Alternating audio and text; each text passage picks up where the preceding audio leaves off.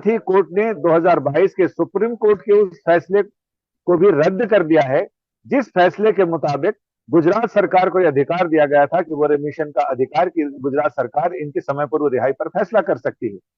बड़ा सवाल इसमें यह है कि गुजरात सरकार ने जिस समय सुप्रीम कोर्ट ने गुजरात सरकार के पक्ष में फैसला दिया था, उस समय भी सुप्रीम कोर्ट की अभी की पीठ ने यह कहा है कि उस पिछली पीठ के सामने बहुत सारे तथ्य रखे नहीं गए थे, बहुत सारे तथ्य छुपाए गए थे। ये एक तरह से सरकार की तरफ से और जो दोषी लोग हैं इनकी तरफ से कोर्ट के साथ एक फ्रॉड किया है। इन्होंने तमाम दस्तावेज, तमाम चीजें, वस्तु स्थिति कोर्ट के आगे नहीं रखी, और यही वजह थी कि पिछली पीठ जिसकी अगुवाई जस्टिस रस्तोगी कर रहे थे, उस पीठ ने गुजरात सरकार को यह अधिकार दिया कि वो रेमिशन पर फैसला ले, क्योंकि उस पीठ के सामने सारे तथ्य नहीं रखे गए थे। यानी एक तरह का एक गंभीर फ्रॉड है। फैसले के बाद इस केस के वकील और याचिकाकर्ता मीडिया के सामने आए और ये बयान दिया।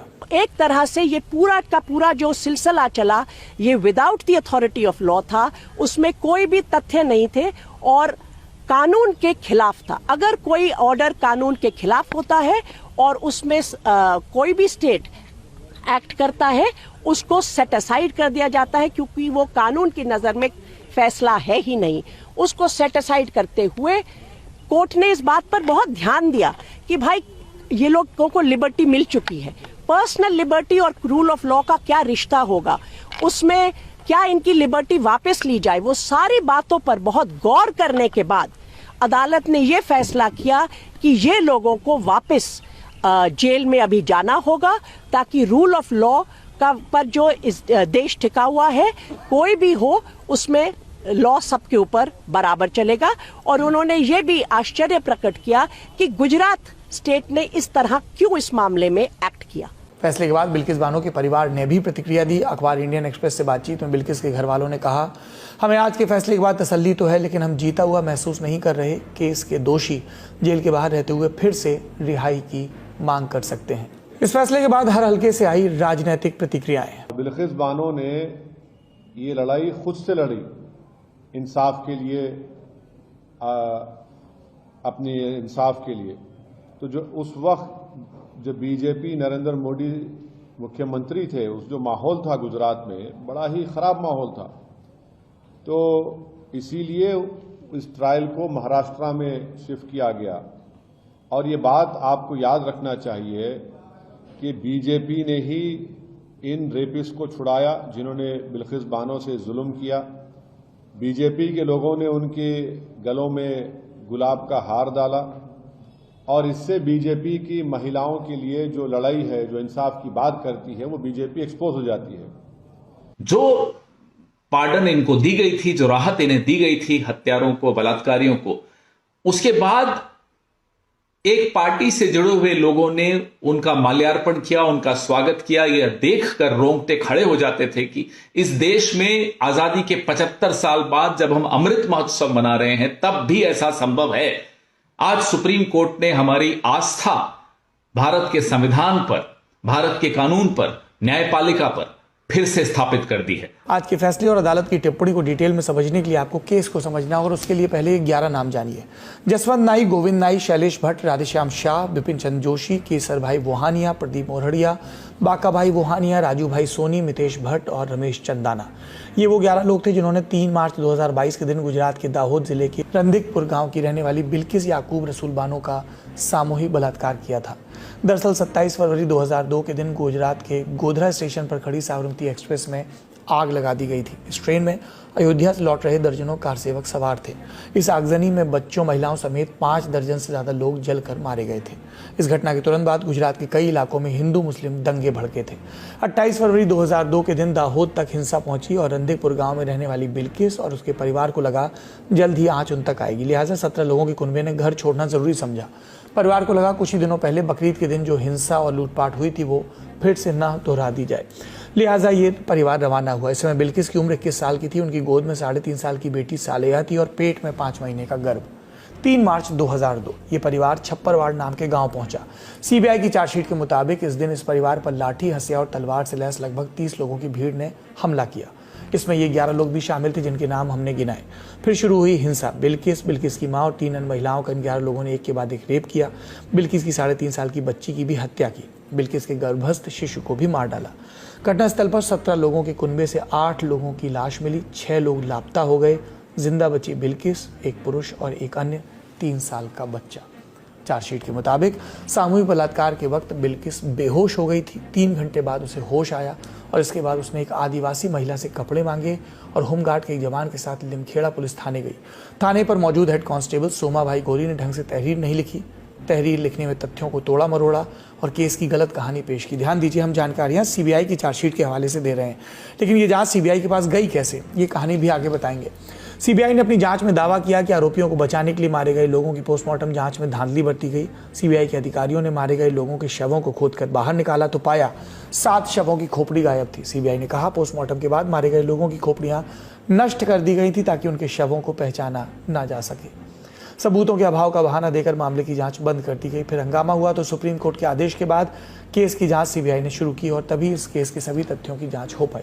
अपराध गुजरात में हुआ था। गुजरात पुलिस की जांच गड़बड़ थी और कई याचिकाकर्ता राज्य की मशीनरी पर सवाल उठा रहे थे।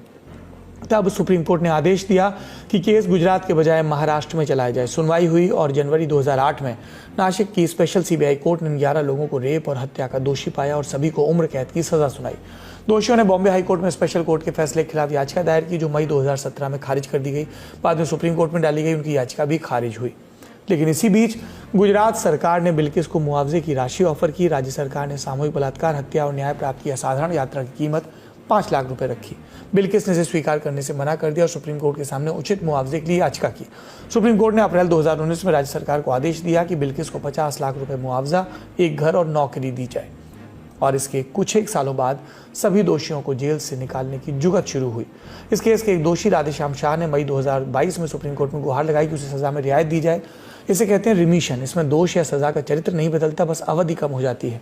याचिका पर सुनवाई करते हुए सुप्रीम कोर्ट ने मई 2022 में आदेश जारी किया कि जिस राज्य में अपराध हुआ है उस राज्य की नीतियों के मुताबिक सजा में रियायत की याचिका पर विचार किया जा सकता है। साथ ही ये भी कहा कि गुजरात सरकार एक समिति रिमिशन पर विचार करे। ध्यान रहे, ये वो आदेश था जो विचार तक सीमित था, एग्जीक्यूशन पर साफ बात नहीं की गई थी।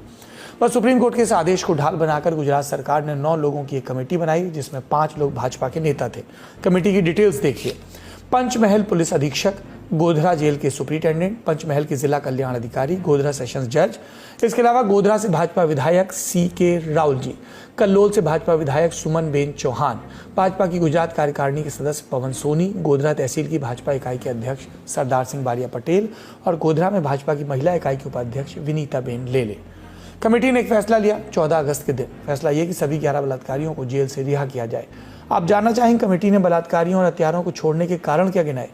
जवाब मिलता है गुजरात के तब के अतिरिक्त मुख्य सचिव गृह राजकुमार के इंडियन एक्सप्रेस को दिए बयान से। उन्होंने कहा, छूट देते वक्त सजा के 14 साल पूरे होने, उम्र और अपराध की प्रकृति, जेल में व्यवहार जैसे कारकों पर विचार किया गया और इसमें कुछ ही देर बाद कुछ तस्वीरें और वीडियो टीवी चैनलों पर आए। गोधरा जेल से बलात्कारी बाहर आए, उन्हें माला पहनाई गई, सर पर तिलक लगाया गया और मिठाई खिलाई गई। इसके लिए सम्मान समारोह आयोजित किए गए। तमाम दोषी भाजपा विधायकों और सांसदों के साथ मंचों पर बैठने लगे, गोया ये कोई बलात्कारी ना हो, जंग जीत कर बाहर आए हो। ये तमाशा पूरे देश ने देखा। फिर कुछ लोग सामने आए, उन्होंने बलात्कारियों को छोड़ने के फैसले के विरोध में सुप्रीम कोर्ट में याचिकाएं डाली। कौन थे ये लोग? CPM नेता सुभाषिनी अली, पत्रकार रेवती लाल, प्रोफेसर रूपरेखा वर्मा, तृणमूल नेता महुआ मोइत्रा, पूर्व IPS डॉक्टर मीरान चड्ढा बोरवनकर, पूर्व राजनयिक मधु भादुड़ी, चुनाव सुधारों पर काम करने वाले सामाजिक कार्यकर्ता प्रोफेसर जगदीप छोकर। याचिका दायर हुई तो अदालत ने सबसे पहला काम किया गुजरात सरकार से याचिकाओं पर जवाब मांगने का। गुजरात सरकार ने अपना रिप्लाई दाखिल किया और कहा कि रिहाई के खिलाफ दायर की गई याचिकाएं सुनने लायक ही नहीं है, क्योंकि ये सभी लोग अजनबी हैं, यानी केस से रिलेटेड नहीं है। इसके अलावा गुजरात सरकार ने यह भी कहा कि उन्होंने ये फैसला केंद्र सरकार की रजामंदी के बाद लिया और रिहाई करने के लिए कैदियों के अच्छे बर्ताव को आधार बनाया। सुप्रीम कोर्ट ने इस तर्क को दरकिनार किया और तमाम याचिकाओं को सुनवाई योग्य माना और क्लब कर दिया, यानी सारी याचिकाओं की सुनवाई एक साथ होगी। और आज यानी 8 जनवरी 2024 को सुप्रीम कोर्ट ने अपना फैसला सुनाया। हमने अभी ऊपर आपको मोटा माटी फैसला बताया, लेकिन आपको अब इस फैसले की गूढ़ बातें बताते हैं। आज जब फैसला सुनाने के लिए बेंच असेंबल हुई तो सबसे पहले जस्टिस नागरत्ना ने अपना फैसला पढ़ना शुरू किया और कहा, ग्रीक दार्शनिक प्लेटो ने कहा था सजा का मकसद सुधार होना चाहिए, ना कि बदला। अगर किसी अपराधी में बदलाव किया जा सकता है तो उसे शिक्षा और कला के माध्यम से किया जा सकता है। सजा में रियायत की अवधारणा का केंद्र यही कहता है।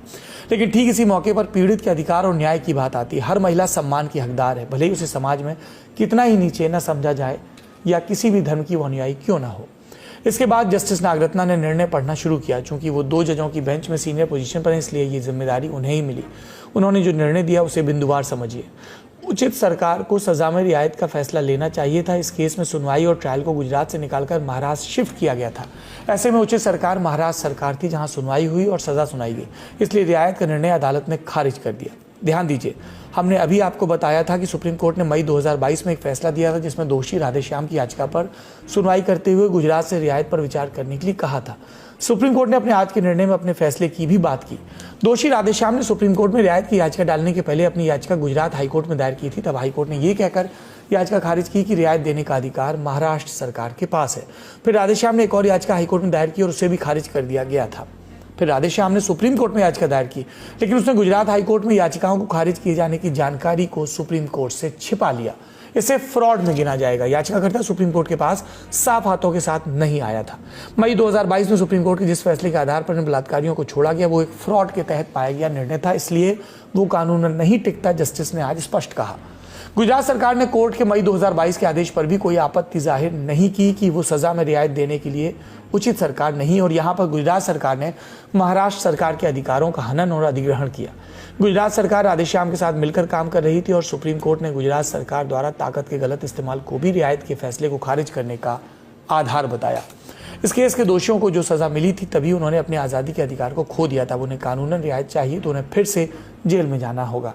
कानून का राज स्थापित होना चाहिए और इसलिए सभी दोषियों को अगले 2 हफ्तों के अंदर जेल प्रशासन को रिपोर्ट करना होगा। इसके साथ ही तय हो गया कि सभी बलात्कारी वापस जेल की सलाखों के पीछे होंगे। इनके जेल जाने के साथ एक और चर्चा होने लगी, ये कि क्या गुजरात सरकार और इन सभी 11 दोषियों के पास कोई कानूनी विकल्प अभी भी बचा है। ये चर्चा गलत नहीं, क्योंकि हमारे देश के संविधान में पीड़ित और दोषी सभी को हक दिए गए हैं। फैसले के खिलाफ अपील करना, छोटी अदालत से बड़ी अदालत जाना, ये सब इसी अधिकार के तहत आते हैं। इन अधिकारों की न्यायालय में सुनवाई क्या होती है और निर्णय क्या आता है, ये निर्भर करता है न्यायाधीश की कुर्सी पर बैठे व्यक्ति यानी जज पर, जस्टिस पर। अब आज के फैसले की निगाह से देखें तो गुजरात सरकार के पास रियायत देने का कोई विकल्प नहीं बचा है, क्योंकि सुप्रीम कोर्ट ने साफ कर दिया कि यह अधिकार महाराष्ट्र सरकार के पास है, सो वहीं रहेगा। ऐसे में जो भी विकल्प बचते हैं वो हैं दोषियों के पास, और वो क्या है? सभी दोषी सुप्रीम कोर्ट के आज के फैसले के खिलाफ सुप्रीम कोर्ट में ही पुनर्विचार याचिका दायर कर सकते हैं। सभी दोषी जेल में कुछ समय बिताने के बाद उचित राज्य यानी महाराष्ट्र सरकार के सामने सजा में रियायत की याचिका दायर कर सकते हैं। लेकिन सुप्रीम कोर्ट के आज निर्णय ने यह जरूर साफ कर दिया कि दोषी की सही जगह कहाँ है और राज्य की शक्तियों की सीमा क्या है। उम्मीद है देश की तमाम सरकारें इस फैसले और समझाइश से सीख लेंगी और देश के न्यायतंत्र को मजबूत करने में मदद करेंगी। आज के ललन टॉप शो में इतना ही। अपना और अपनों का ख्याल रखिए। शुभ रात्रि।